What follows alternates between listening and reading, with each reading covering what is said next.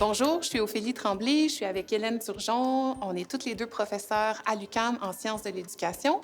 On intervient dans la formation des enseignantes au primaire et on mène ensemble des recherches sur l'enseignement de l'écriture. Aujourd'hui, on avait envie de vous proposer des activités pour développer le plaisir d'écrire avec votre enfant.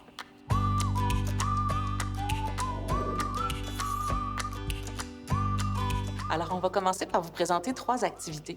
La première activité, c'est une activité avec les mots. En fait, c'est un jeu qui s'appelle le tautogramme.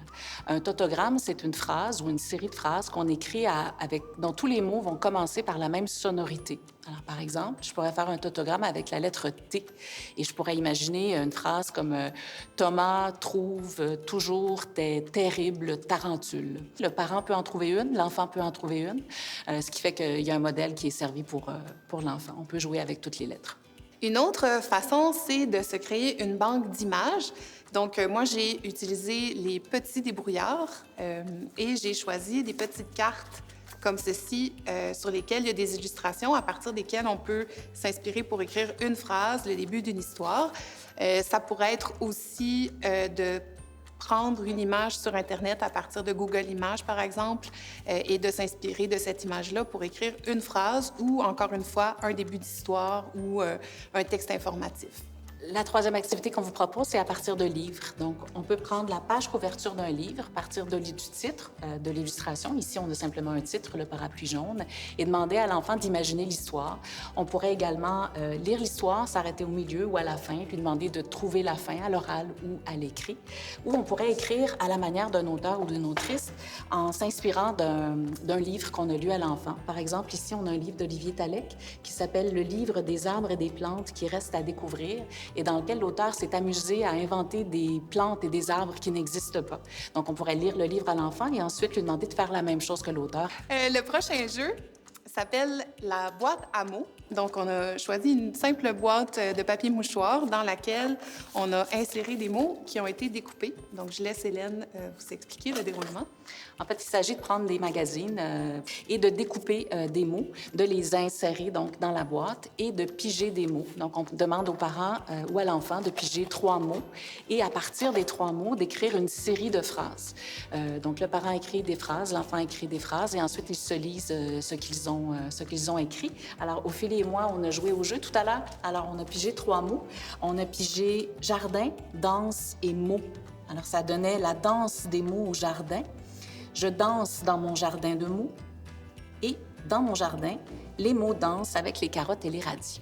Alors évidemment, la fantaisie est encouragée. Et on peut ajouter des mots en dehors de ceux qui ont été pigés si on a le goût de faire aller un peu plus son imagination. Et c'est pas grave si on fait des erreurs d'orthographe parce que l'idée, c'est de développer l'imagination et le plaisir. Là, on a plein de revues, puis on va chercher des mots. Qu'est-ce que t'en penses? Mystérieux. Ah, t'as déjà trouvé? Mystérieuse. Ah, t'as raison. OK. Tu peux le découper. OK. Ah, tiens, moi, j'ai fabuleux. Trouves-tu que c'est un beau mot? Oui. Oui, moi aussi. Tiens.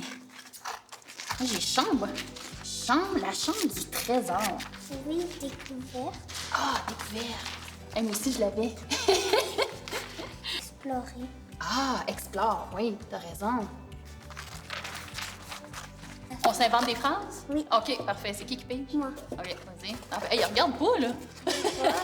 T'allais tricher. Ça. Mode d'emploi. La chambre du trésor. Ouh. Cherche. OK.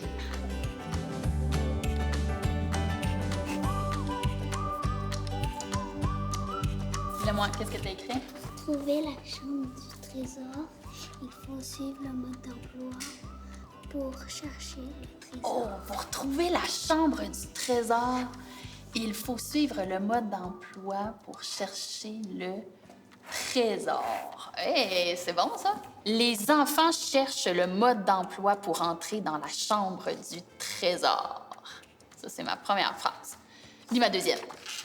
Le pirate est dans la chambre du trésor et cherche le mode d'emploi pour sortir vivant. Et ma dernière, SOS! Quel est le mode d'emploi pour entrer dans la chambre du trésor? Je cherche, mais je ne trouve pas. Pour conclure, en fait, ce qui est important de garder en tête, c'est que ces activités-là ont pour but de développer le plaisir. Donc, il faut que ça se fasse dans la joie, dans la légèreté. On peut faire ces activités-là à l'oral aussi, pas seulement à l'écrit. On peut les faire dans différents lieux, pas seulement au moment des devoirs. Ça peut se faire en voiture, pendant qu'on est en déplacement. Ça peut se faire avant le dodo. On peut s'amuser à trouver des mots qui riment, des mots qui commencent par des lettres précises. L'idée, c'est d'avoir du plaisir, de développer un rapport positif avec l'écriture, tant pour le parent que pour l'enfant. Puis on sait que quand on est plus motivé, qu'on a plus de plaisir à faire une activité, on développe aussi ses compétences. Donc, ça se peut qu'il y ait des effets positifs, on le souhaite, pour la maîtrise de la langue également.